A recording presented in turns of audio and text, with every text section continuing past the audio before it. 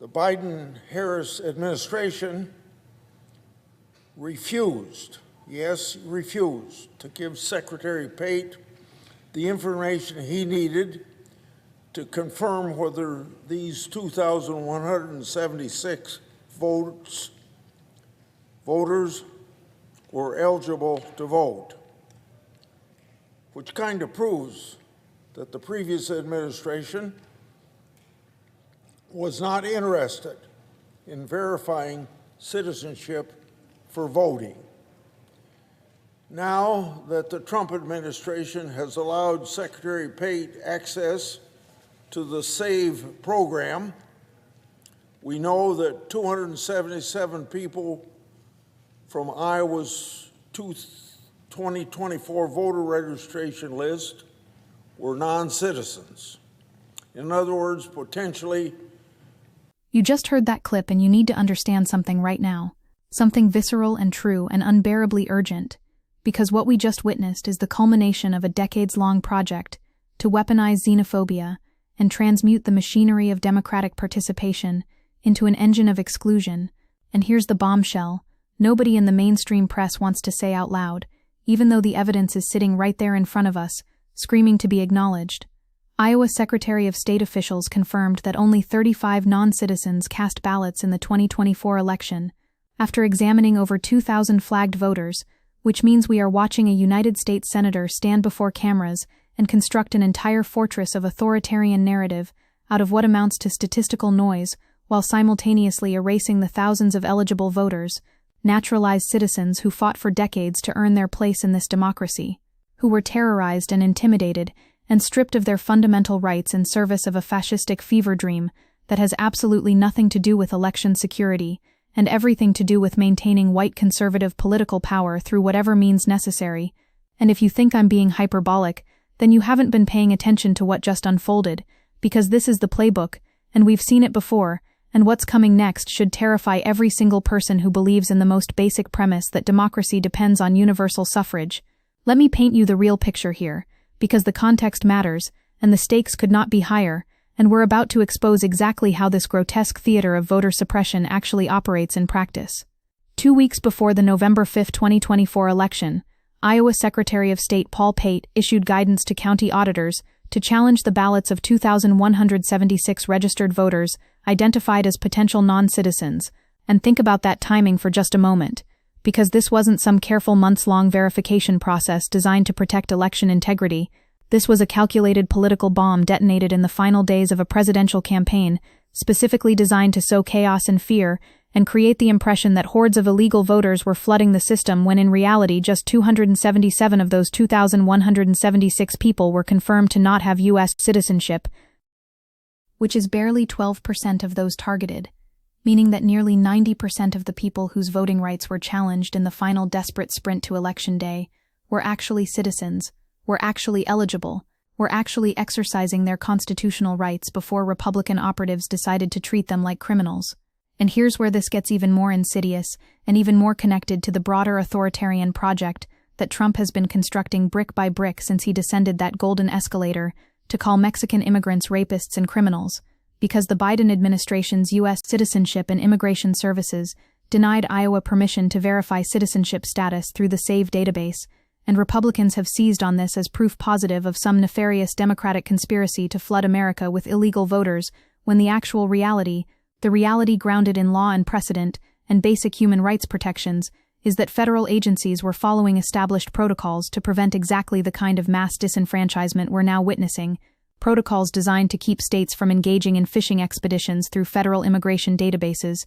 to strip naturalized citizens of their voting rights based on outdated or erroneous information. Recent comprehensive research confirms that non-citizen voting occasionally happens, but in minuscule numbers and not in any coordinated way, with Michigan finding just 16 credible cases out of 5.7 million votes cast. And yet here we are being told by a sitting senator that this represents an existential threat to American democracy, requiring massive federal intervention and data sharing and surveillance infrastructure that will inevitably be turned against communities of color and immigrant communities, and anyone who doesn't fit the narrow definition of real American that these xeno-nationalist ghouls are trying to codify into law. Because let's be absolutely clear about what Grassley is doing in that clip, and what this entire manufactured crisis represents in the broader ecosystem of Republican electoral strategy, and I want you to really sit with this because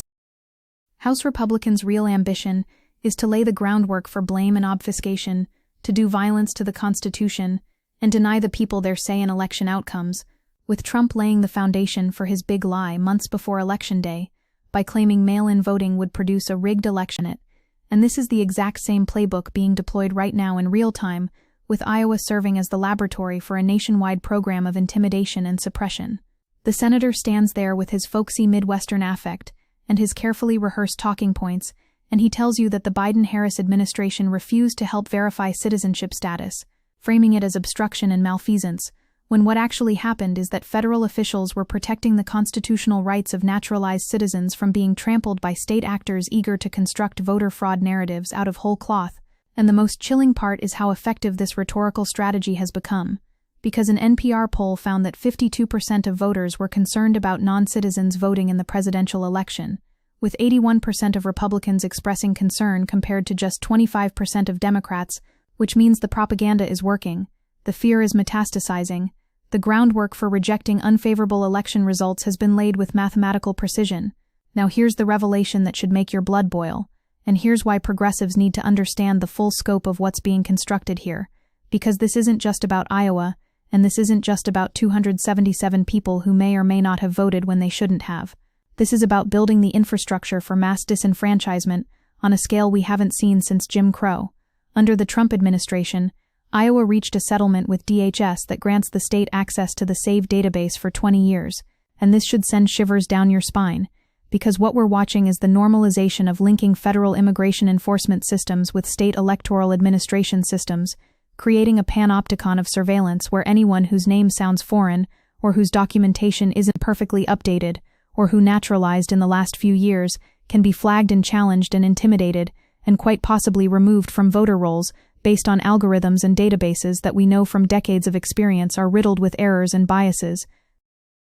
Officials in numerous Republican-controlled states released inflated numbers of potential non-citizen voters before the election, with Texas's claims of 1,930 potential non-citizen voters shrinking to investigations of just over 100 as they proceeded past the political season. And this pattern repeats itself over and over, because the goal was never accuracy or integrity. The goal was always to create the impression of massive fraud to justify increasingly draconian restrictions on voting rights.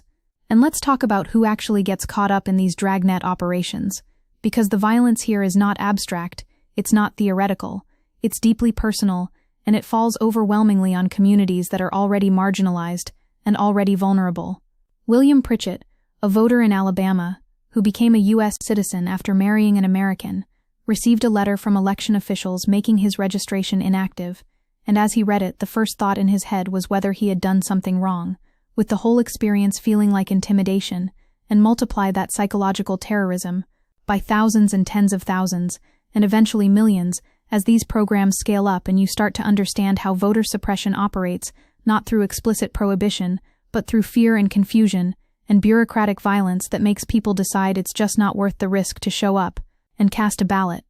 A federal judge found that Alabama's purge effort had ensnared thousands of U.S. citizens, with the state acknowledging that 2,074 of the 3,251 voters it inactivated, due to suspicions they were non-citizens, were in fact eligible voters. Which means that over 60% of the people Alabama targeted in its crusade against non-existent voter fraud were actually American citizens being stripped of their rights. And when you understand that this is happening in multiple states simultaneously, and that the infrastructure for this kind of suppression is being built out with federal support under Trump's executive orders, you begin to grasp the full magnitude of the authoritarian project taking shape. Here's what the research actually shows, and here's why we need to center facts and evidence, even as we recognize that facts alone cannot defeat fascism, because all available evidence suggests that a minuscule number of non-citizens vote illegally in federal elections, and not in numbers that would sway the outcome of any race. And this finding has been replicated across multiple studies and investigations, and even Trump's own voter fraud commission that he disbanded in 2018 after finding nothing. Trump's Presidential Advisory Commission on Election Integrity found no evidence of voter fraud, despite being specifically created to validate his false claims about millions of illegal votes. And yet here we are 6 years later with Republican officials across the country deploying the exact same rhetoric, and the exact same scare tactics because the truth doesn't matter when you're building a narrative architecture designed to delegitimize democracy itself. Studies have found no evidence of widespread non-citizen voting in previous elections, with voter fraud by non-citizens being very rare and not occurring in numbers that could swing a federal election. And the reasons for this are obvious when you think about the incentive structures. It is illegal for non-citizens to vote in federal elections, with violators risking not only deportation, but fines and up to 1 year in prison, and falsely claiming U.S. citizenship while registering to vote can result in imprisonment for up to 5 years, which means that undocumented immigrants who are by definition trying to avoid contact with authorities have absolutely no rational reason to risk everything to cast a single ballot that will have no meaningful impact on any election outcome. But rationality and evidence have nothing to do with what's actually happening here, because what we're witnessing is the deliberate construction of an alternative reality in which Democrats are masterminding a vast conspiracy to import millions of voters to permanently transform the American electorate, and the spread of non-citizen voting claims shows how a baseless idea can get mainstreamed if enough prominent voices center in on it, with more Republicans at different levels of government echoing the claim that non-citizens pose a major threat to election integrity, compared to previous election cycles when this was primarily Trump's personal obsession. Nearly half of Republican candidates for Congress or top state offices used social media to cast doubt on the integrity of the 2024 election between November 2022 and October 2024, with at least 236 Republican candidates posting or amplifying falsehoods or misinformation, including baselessly accusing Democrats of trying to sway the election by registering non-citizens to vote. And when you have hundreds of candidates all simultaneously pushing the same coordinated lie, when you have senators and governors and attorneys general all amplifying this narrative through every available media channel, you create a permission structure for increasingly radical attacks on voting rights, because the base has been conditioned to believe that democracy itself is under assault from foreign invaders who need to be stopped by any means necessary. And here's where the historical parallels become impossible to ignore, and here's why we need to call this what it is without euphemism or false equivalence, because exaggerated claims about non-citizens committing voter fraud go back to the 1800s and usually spike during periods of non-white immigration due to fears about how the influx of people will change the country, which means this is not a new strategy. This is one of the oldest forms of white supremacist political violence in American history, being repackaged and modernized for the digital age. The Know-Nothings in the 1850s claimed Irish Catholic immigrants were being controlled by the Pope to subvert American democracy. The Progressive Era saw massive campaigns to restrict voting by immigrants from Southern and Eastern Europe who were deemed racially inferior and politically dangerous, and the entire Jim Crow apparatus was justified through claims about protecting ballot integrity from supposedly fraudulent black voters. And now here in 2024, we're watching the same playbook deployed against Latino immigrants and Muslim Americans, and anyone who doesn't fit the ethno-nationalist vision of who gets to be a real American with full citizenship rights. The timing of GOP attention to non-citizen voting is being pushed preemptively to set the stage for undermining the legitimacy of elections, with Brennan Center's president stating that the big lie is being pre-deployed, and a ranking House member agreeing that MAGA extremists are laying the groundwork to overturn elections. Percephal, and this is not hyperbole, this is the stated goal being pursued through legislation and litigation, and now through federal executive power. Let's zoom back to Iowa for a moment and really examine what happened on the ground, because the details reveal the machinery of suppression with brutal clarity. Individuals flagged by Iowa as potential non-citizens had self-identified as non-citizens to the Department of Transportation or another government entity within the past 12 years, who had later registered to vote or participated in state elections. And think about what that means. Someone who came to this country, who worked for years to meet the requirements for citizenship, who studied for the citizenship test and went through the naturalization ceremony and became an American, could still be flagged years later, because at some point in the past decade, they checked a box indicating they weren't a citizen on a DMV form, and that outdated information becomes the basis for challenging their fundamental right to vote in the final weeks before a presidential election. The ACLU of Iowa and the League of United Latin American Citizens sued Pate's office over the policy less than a week before the election, and a federal judge allowed the challenges to proceed, and voters on the list were required to vote via provisional ballot, which gave them a week to provide proof of U.S. citizenship, which means naturalized citizens were being forced to jump through additional bureaucratic hoops and provide documentation that native-born citizens never have to produce, all based on data that we know was overwhelmingly inaccurate. since only 12% of those challenged turned out to actually be non-citizens. And here's the kicker that should make you want to march in the streets, because this is where the facade of election integrity completely collapses. The narrative of widespread numbers of immigrants without legal documents registering and voting is simply not backed up by facts. State voter rolls are cleaned regularly, and the penalties for casting an illegal ballot as a non-citizen are severe, including fines, potential prison sentences, and deportation, with this false narrative serving the purpose of keeping the country divided and sowing distrust in the election system. Ohio's Secretary of State and Attorney General announced investigations before the November presidential election into potential voter fraud, including people suspected of casting ballots as non-citizens, which coincided with a national Republican messaging strategy, but their efforts led to just a handful of cases, with prosecutors securing indictments against 9 people for voting as non-citizens over a span of 10 years out of 621 criminal referral, which is an indictment rate of less than 1.5%. And even those cases often involved people who genuinely believed they were eligible to vote because of bureaucratic errors or misinformation, rather than any deliberate fraud. One of those indicted said he was raised in a household where his American stepfather taught him the value of voting, and that he would never have cast an illegal vote intentionally. And another case involved a 78-year-old woman who arrived in the U.S. from Canada as a child and was told that paperwork from an indigenous tribe identifying her as a citizen of North America was sufficient to allow her to register and vote, and these are the people being prosecuted and paraded before cameras as evidence of an epidemic that doesn't exist. Now I want you to think about the systemic implications here, because what we're really discussing is the construction of a tiered citizenship system where some Americans have their voting rights automatically respected and protected, while others must constantly prove and reprove their worthiness to participate in democracy. And if you can't see how that maps directly onto existing hierarchies of race and class and immigration status, then you're not paying attention. Over the last 20 years, states have erected barriers to the ballot box by imposing strict voter ID laws, cutting early voting times, restricting registration, and purging voter rolls too aggressively, with these efforts receiving a boost when the Supreme Court weakened the Voting Rights Act in 2013 and surging since the 2020 election, keeping significant numbers of eligible voters from the polls, especially among racial minorities, poor people, and young and old voters. And the non-citizen voting narrative is simply the latest iteration of this broader project. It provides ideological cover for mass purges and heightened scrutiny and documentary requirements that disproportionately burden exactly the communities that Republicans need to suppress in order to maintain power in an increasingly diverse electorate. And the genius of it, from their perspective, is that it activates deep-seated xenophobic fears while maintaining a veneer of neutral concern for electoral integrity that makes it harder for moderates to recognize the white supremacy at the core of the project. Let me take you through the mechanics of how this actually operates, because the procedural violence is the point. Iowa is participating in a pilot program with DHS under the settlement, receiving expanded access to the SAVE database, while also providing more information to the federal system through bulk uploads, which allows election officials to upload batch data, including social security numbers, to verify SAVE information against voter registration lists.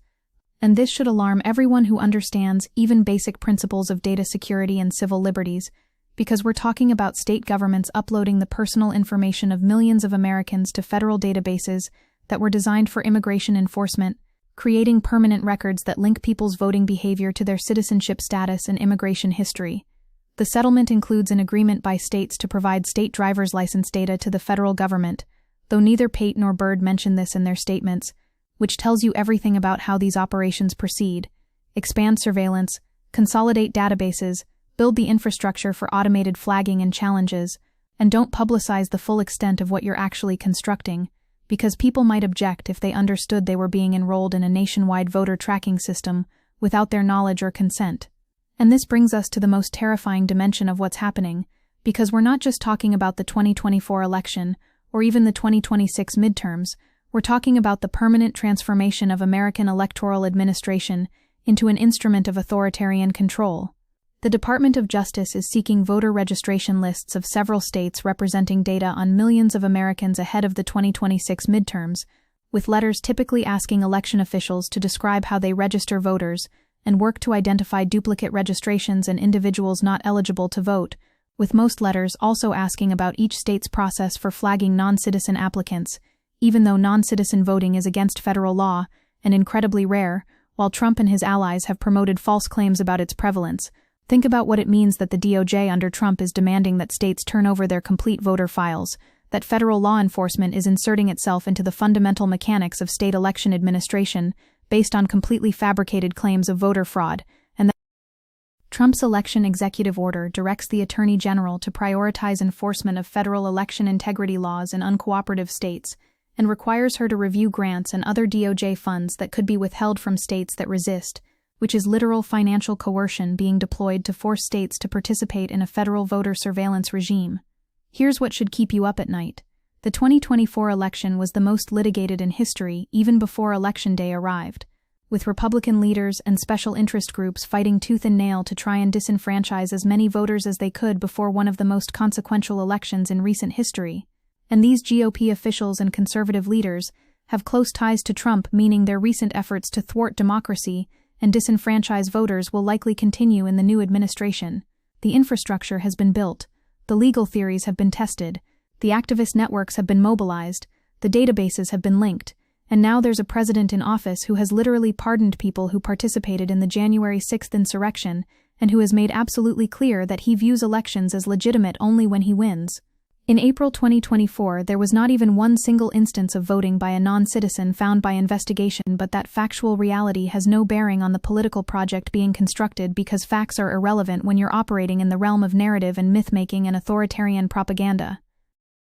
So what do we do with all this? Because despair is not a strategy, and understanding the problem is only the first step toward building effective resistance, we need to recognize that what's happening in Iowa is a test case and a proof of concept that will be replicated in every state where Republicans control election administration. And we need to build mass movements to defend voting rights with the same urgency that earlier generations brought to the civil rights struggles of the 1960s. We need litigation, but we also need direct action. We need legislative campaigns, but we also need mutual aid networks to help people navigate these bureaucratic nightmares. We need media pressure, but we also need to build alternative communications infrastructure that can counter the propaganda flooding conservative media ecosystems. We need to make voter suppression politically toxic by centering the stories of people like William Pritchett and making everyone understand that this isn't about abstract principles, but about real human beings being terrorized by their own government for trying to participate in democracy. And we need to call this what it is without flinching. This is white supremacy. This is authoritarianism. This is the deliberate construction of an apartheid electoral system where citizenship becomes conditional and revocable based on how closely you match the ethnic nationalist ideal. When Grassley stands there and blames the Biden-Harris administration for refusing to help construct the machinery of mass disenfranchisement, when he credits Trump with unlocking federal databases to enable this suppression, when he frames literally dozens of votes out of millions cast as evidence of an existential crisis requiring dramatic federal intervention, he's not making a good faith argument about election security. When he's participating in a coordinated assault on multiracial democracy that has been building for decades and that has now been weaponized through executive power and federal-state coordination in ways that would have been impossible even 5 years ago. The urgency cannot be overstated, and that the stakes could not be clearer. Either we build mass popular power sufficient to protect voting rights and dismantle these surveillance systems, or we watch American democracy transform into an ethno-state, with elections that determine nothing but which faction of the ruling party gets to distribute spoils. That's the choice, and that's what's actually being fought over in every one of these battles about voter rolls and database access and citizenship verification. And anyone who tells you this is just normal election administration or reasonable integrity measures is either catastrophically naive or actively complicit in the authoritarian project. The fight is here, and the fight is now, and everything depends on whether enough people wake up to what's being constructed before it becomes irreversible.